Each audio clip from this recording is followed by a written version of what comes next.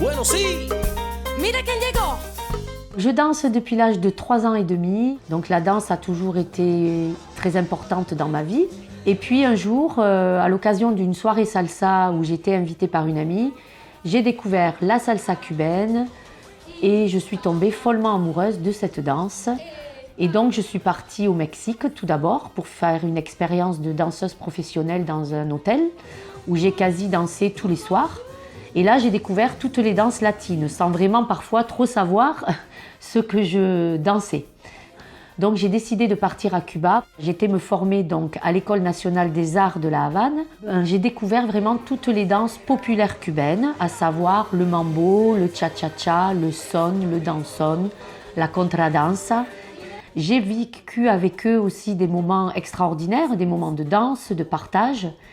Et je me suis rendu compte à quel point la danse et la musique étaient fondamentales dans ce pays.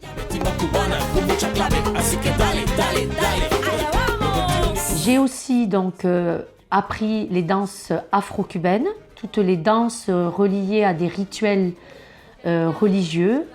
Donc là, je parle des danses de la santeria, à savoir toutes les danses des divinités afro-cubaines, Elegua, Yemaya, Ochun, Ogun. Et j'ai aussi travaillé la rumba cubaine, qui est une danse fondamentale à Cuba, qui est aussi à l'origine de la salsa cubaine. Le terme salsa, en fait, est né plutôt aux États-Unis, dans les années 60-70. Moi, à l'époque, quand j'étais à Cuba, on parlait d'aller danser El Casino. Et El Casino, en fait, c'est le mélange de toutes ces danses. Les origines de la salsa, on va dire, c'est le son et la rumba. Même si on s'inscrit à des cours de salsa, mes élèves vont découvrir le panorama de toutes ces danses. Car c'est très important d'un point de vue rythmique, d'un point de vue du style cubain et d'un point de vue de la gestuelle, qui n'est pas du tout la même si on se contente de faire que de la salsa cubaine. Les danses afro-cubaines sont des danses donc reliées à une symbolique. Je prends l'exemple de Yemaya, par exemple, la déesse de la mer, qui symbolise la maternité, mais qui symbolise aussi l'eau salée. Donc Yemaya, au travers de sa danse, va symboliser le mouvement des vagues, mais aussi symbolise le balancement de la maman lorsqu'elle berce le bébé. La salsa cubaine est une danse métissée entre la posture de danse de couple amenée par les Espagnols, plutôt les Blancs, on va dire, et les déhanchés et les attitudes que l'on retrouve dans les origines afro de la salsa. Suite à ma formation à Cuba, je suis rentrée sur Paris et j'ai commencé à enseigner la salsa au début des années 2000.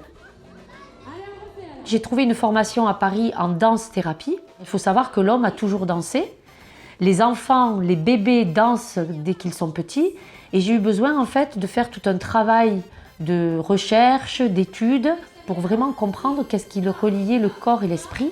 Donc pendant 4 ans, j'ai étudié à la Schola Cantorum la danse, mais qu'est-ce qu'elle signifie pour l'individu.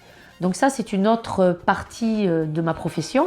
J'explique aussi à mes élèves, quasi à chaque fois, ce que symbolise cette figure en salsa, ce que symbolise ce mouvement de danse. Ce que j'explique à mes élèves, c'est aussi qu'au travers du mouvement, de la danse, on exprime des choses, des émotions. Des choses que l'on ne peut pas exprimer par les mots, eh bien on va les exprimer par la danse. J'essaie toujours de transmettre la danse comme moi on me l'a transmise à Cuba. Donc à Cuba, c'est assez étonnant quand on arrive parce qu'eux, ils sont tout de suite dans le rythme et dans le mouvement et ils vous font tout de suite danser. Et on vous dit souvent « baila, baila, muévete ». Et c'est très important, je pense, que les personnes qui démarrent en salsa commencent par ce travail de rythme avant de comprendre en fait vraiment où ils posent le pied, entre guillemets. Et une fois que la personne se sent un peu plus à l'aise, là on va rentrer plus dans une explication technique. Je ne vais mettre les personnes en couple que lorsqu'elles vont se sentir à l'aise elles-mêmes. Le travail de couple, c'est aussi une autre dimension à prendre en compte. Une fois qu'on se sent aussi un peu plus à l'aise, on va pouvoir commencer à danser ensemble. Donc moi, je souhaite toujours que mes élèves se sentent à l'aise déjà avec les pas, qu'ils soient aussi à l'aise eux-mêmes dans leur corps pour pouvoir danser à deux.